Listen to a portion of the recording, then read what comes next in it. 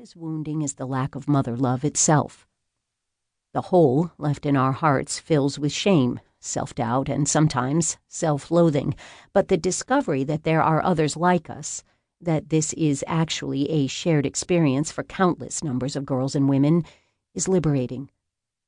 Daughter Detox offers a route to the way out. That's why I wrote this book. It's filled with stories told to me over the years by daughters whose experiences, while they differ in the details, hurt and change them just as ours did. But even more important, Daughter Detox lays out strategies drawn from science to get out from under the influence of the past so that you can finally become you, not just your mother's daughter.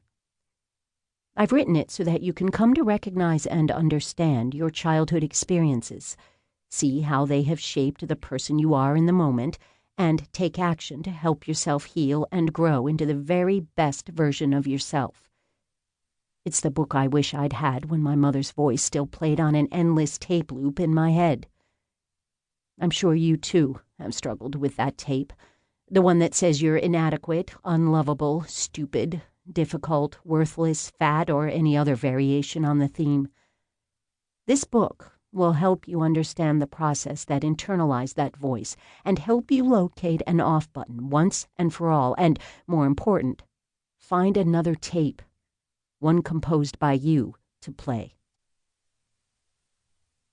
How to use this book.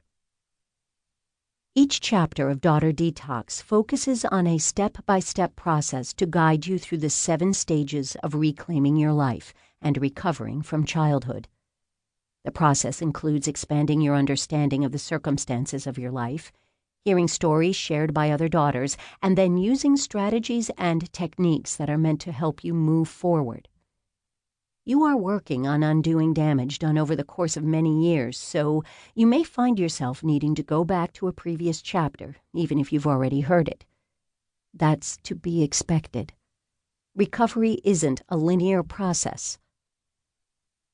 Because I'm neither a therapist nor a psychologist, I've drawn on strategies suggested by psychological and other research and, in some cases, steps that have worked for me as an unloved daughter who had to reclaim herself. This book isn't a substitute for therapy, of course, since nothing works quite as well or effectively as one-on-one work with a gifted counselor.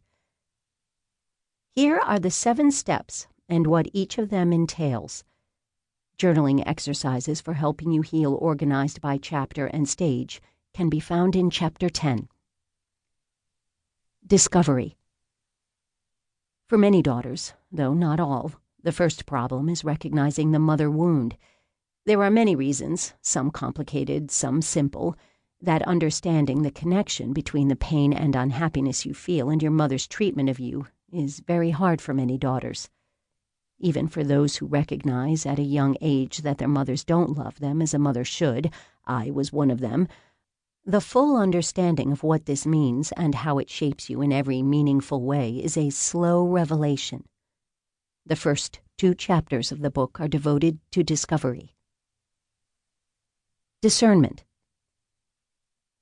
Understanding the relational patterns in your family of origin is the goal of this next step.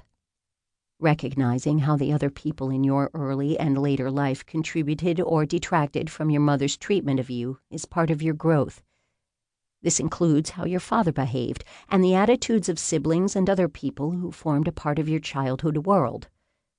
This step moves past discovery into the path of fully understanding the emotional connections you were exposed to and how they shaped your personality, your view of yourself, and your thoughts and emotions.